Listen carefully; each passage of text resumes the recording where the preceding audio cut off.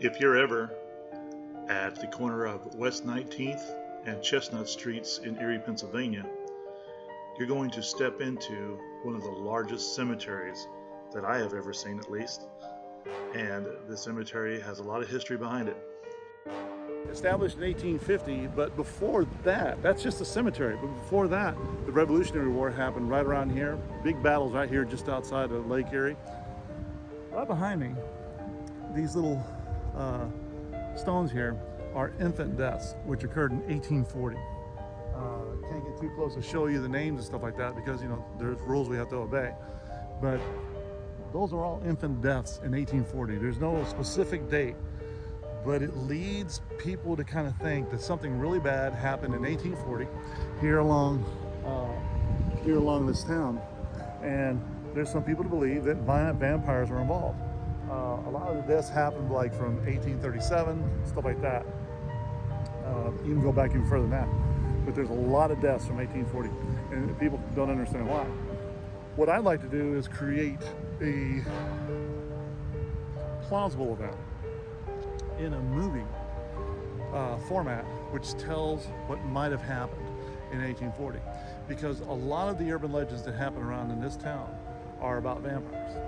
People will tell you left and right that there's a vampire crypt, which we're going to see here in just a few minutes. But I really want to show you the aspects of that, how it leads, how these infant deaths would be involved in my script. So stick around, we're getting ready to hit the vampire script.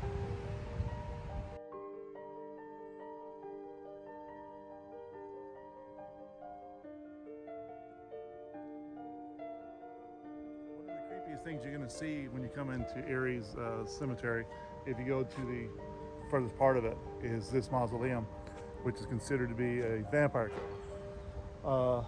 There's stories that a long time ago, it doesn't matter, they don't really say when, but a long time ago, there were all these deaths that were happening in the town, and it was kind of an uprising or revolt, and the people actually came out and they actually burned the contents inside the building.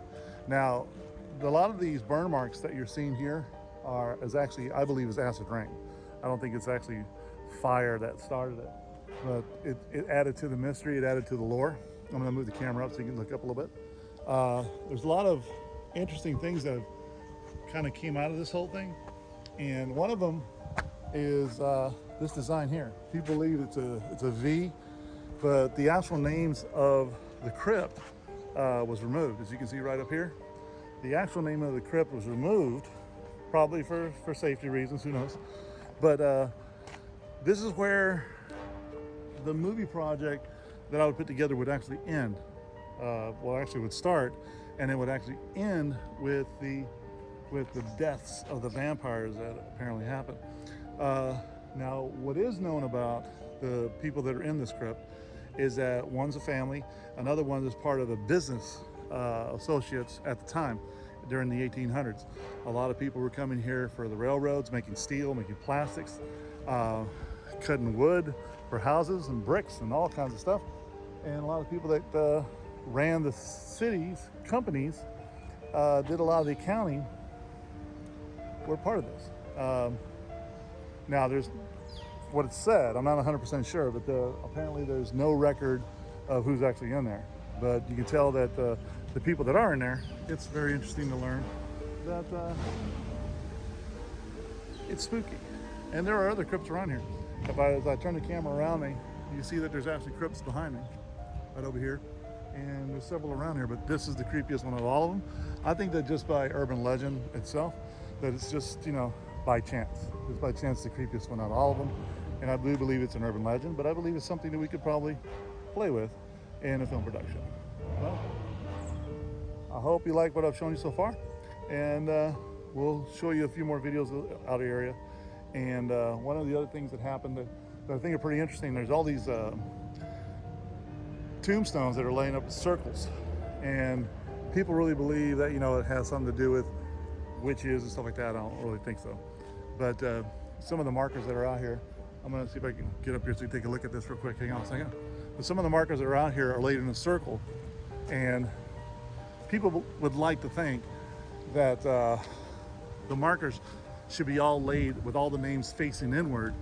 But if you see up here, which I'll do a video of, you can see a little bit later, a lot of the markers are facing outward and some are facing inward. And I believe they're facing what we would call sunrise, sunset, because I'm looking right here now. The tombstones on this end are facing sunset as we're coming into the evening. So it's interesting. We'll keep you updated on all that. I'm over here at Axe Murder Hollow in Erie, Pennsylvania. Middle of a storm. And yeah, this is a pretty scary place if you're ever out to venture to look for it. I will tell you that I did a little study on this place, and yeah, it's a little spooky. Now, one of the greatest things you find out about the history of this place is that a lot of it's urban legends. You know, there really isn't, like, you know, historical documents which tell a lot about what happened anywhere around here. But you have to kind of like respect the place. You know, you got to respect everything around you. Nature is very strange, but I think what's more important is that the stories are just fantastic. Axe Murder Hollow is just one of them. One of the stories I really want to talk about is the vampire one that's in a cemetery. I'll post a video about that later. But the lore, the urban legends are incredible, very detailed. A lot of people know them. So it's more like gossip than it is an actual historical event. So for me to try to put this thing together the best that I can, I think what I'm going to do is create a film that has 2 or 3 stories inside one film. Whether they all connect the dots together, it doesn't really matter. But I think it's something for me to try to put together as a film director. And I think that when people begin to see, you know, everything that you're afraid of, or at least this town, it makes it a little bit exciting. And every town, I'm sure, every town with a historical monument, a cemetery, patch of woods is a little mind-blowing. I'm trying to move the camera around a lot behind me, because if there's something I miss while I'm filming, it'll come up. But this is very exciting. I've had a very exciting time being here. I think that there's a lot of strong potential for not only filming in the local area of the woods, but to recreating at least the 1840s, the 1960s. This is really an impressive assortment of stories that can be done here, and I love it. So here at the Axe Murder Hollow, it happened in the 1950s. A father got pissed off at his family and cut everybody up with an axe, and people have been seeing like a ghostly apparition that walks the woods and threatens people who ever come out here. The police will tell you this is more like a lover's lane, which is kind of cool because it does look like a road for a lover's lane. But I think that when you start looking at the deep aspect of everything that's out there, it's kind of scary. And there's so much potential here in this story. I think that I can probably put a good script for that. Well, that's my pitch for right now. I hope you like the idea. If not, well, we'll pass on it. But I think there's a lot of good things to work on this, and we can build up as time goes on. Time goes on, we can build up a lot more. Thank you.